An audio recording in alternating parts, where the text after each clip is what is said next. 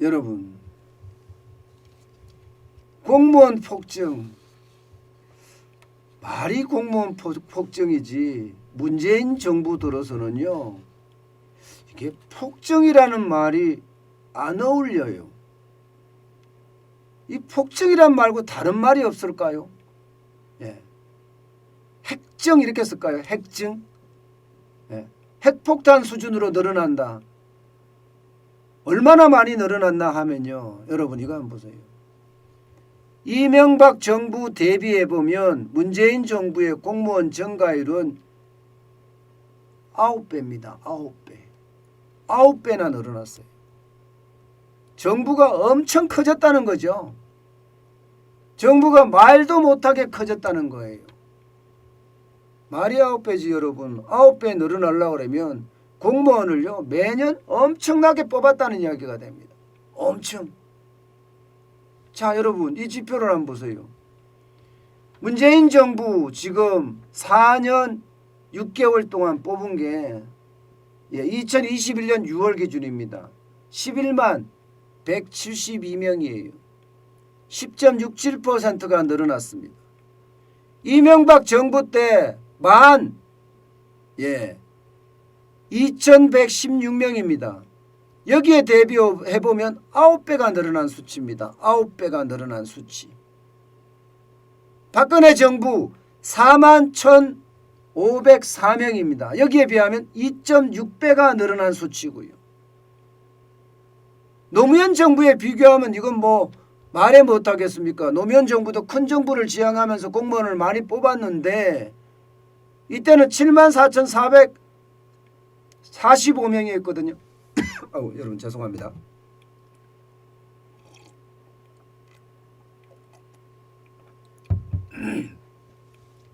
죄송합니다 여러분. 노무현 정부 때 74,445명을 뽑았거든요. 그때보다도 거의 배는 안 되지만 1.78배 되죠. 엄청나게 뽑았습니다. 더 심각한 것은요. 김대중 31,494명을 줄였습니다. 그럼 김대중 정부, 노무현 정부, 이명박 정부, 박근혜 정부 이 4개 정부를 다 합치면 말입니다. 96,571명에 불과합니다. 4개 정부 다 합친 것보다가 문재인 정부가 4년 2개월간 공무원이 훨씬 많다는 거예요. 11만 172명이니까요. 4개 정부를 다 합친 것보다도 더 많으니 이것은 여러분 공무원이 뭐 폭정이란 말이 잘 안 어울리죠. 진짜 잘 안 어울립니다. 도대체 어떤 단어를 써야 될지 모를 정도입니다. 그야말로 폭폭정이라고 해야 되나요? 엄청나게 늘어난 거죠. 엄청나게. 그런데 문제는 여러분 이렇게 늘어났을 때 과연 우리 경제가 감당할 수 있을까 이런 얘기죠. 감당할 수 있을까? 저는 여러분 문재인 정부 들어와서 중앙정부 공무원 인건비 한번 보세요. 작년 2021년에 40조 2천억 원이에요. 그런데 2022년 올해입니다. 올해는 41조 3천억 원입니다. 단순하게 봐도 여러분 1년에 1조 1천억 원이 늘어났습니다. 1조 1천억 원이. 이 1조 1천억 원이 늘어나면 이거 어디서 들어오나요?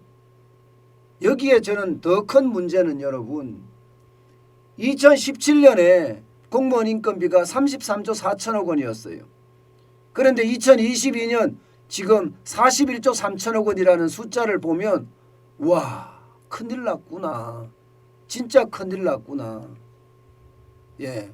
지금 단순하게 봐도 7조 9천억 원이 늘어났죠. 7조 9천억 원이.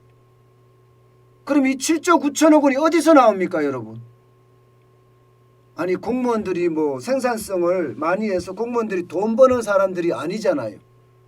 공무원들은 국가를 운영함에 있어서 그 주역이 공무원들이잖아요.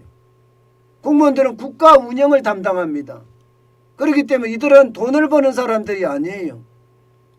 그렇게 되면 어떻게 됩니까? 인건비를 그만큼 세금으로 때린다는 이야기가 될 수밖에 없습니다. 세금으로. 이거는 세금 외에는 다른 방법이 없어요. 세금 외에는요. 그야말로 여러분 이거 엄청 심각한 겁니다. 여러분 생각을 해보세요. 문재인 정부 들어와서 경제 어렵다 한 게 언제부터입니까? 들어서자마자 얼마 되지 않아서 소득주도 성장 정책이 발표되자마자 와우 우리 경제 난리 나겠구나. 실제로 충격을 받은 게 2019년입니다. 최저임금이 워낙 많이 올라서 자영업자들이 줄 폐업했거든요. 그러다가 2020년 코로나 위기가 터지니까 장난 아니게 기업들이 망가지기 시작했습니다. 게다가 2021년 작년에도 마찬가지거든요. 경제가 이렇게까지 안 좋은데 공무원은 지금 엄청나게 늘려놔서 거기에 대한 인건비가 이렇게 많이 들어간다면 여러분 우리 국가가 버틸까요? 저는 그런 걱정합니다. 그런 걱정. 왜냐하면 여러분 공무원은 한번 뽑으면요 내보내기가 쉽지 않습니다. 일단 성과에 관계없이 급여를 받죠. 여기다 정년 보장되죠. 퇴직 후에는 또 연금을 줘야 합니다. 그렇게 됐을 때 여러분 그 충격파는 우리 경제에 미칠 파장이 엄청납니다. 여러분 이거 한번 보세요. 당장 말입니다. 연금 충당 부채예요. 공무원이나 군인연금 충당 부채입니다. 그러면 공무원의 어떤 연금 충당 부채가 얼마인가 하면 829조 8천억 원이에요. 군인은 214조 9천억 원이고요. 이걸 두 개를 더하면 1044조 7천억 원입니다. 이것도 2020년 기준이에요.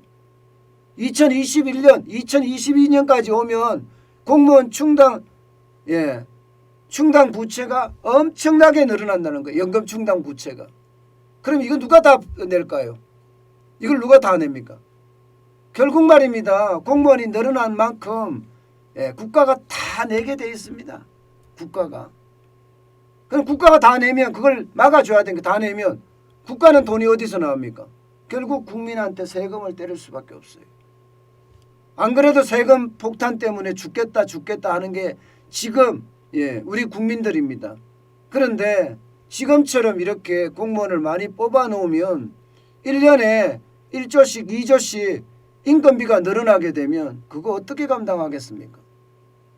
어떤 분들은 그렇게 이야기해요. 그나마 다행인 게 문재인 정부가 공무원들 17만 명을 뽑겠다. 17만 4천 명을 뽑겠다 했는데 덜 뽑아서 다행이다.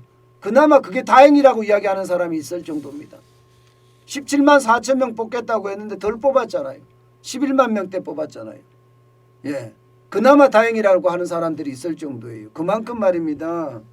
지금 문재인 정부는요. 오로지 하나예요. 내 편 만들기. 내 편 만들기. 그래서 내 편을 많이 만들어 놓으면 민주당이 뭐 30년, 50년, 100년 집권을 한다고 그러잖아요. 저는 이런 걸 보면 말입니다. 참 안타깝습니다. 진짜 안타까워요. 이게 나라를 효율적으로 운영하는 방법 여기에 대한 연구는 하지 않고요. 오로지 내 편 만들기에 일삼는 문재인 정부가 부끄럽습니다. 결국 이게 우리에게는요. 이제 국민의 부담으로 다 떨어질 거예요. 뭐 우리 세대야 이제 앞으로 30년 40년이면 이제 사라질 세대예요. 그런데 지금 20대 30대 여기는 어떡하나요? 그러면 10대는 어떻게 해요? 결국 말입니다. 미래 세대들은 빚더미를 짊어지고 시작을 한다는 뜻이 됩니다. 저는 그게 더 안타까워요.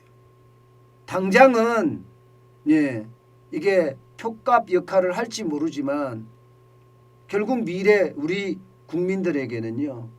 빚더미만 안겨주는 그런 사태로 갈 거다 이렇게 예상을 하기 때문입니다.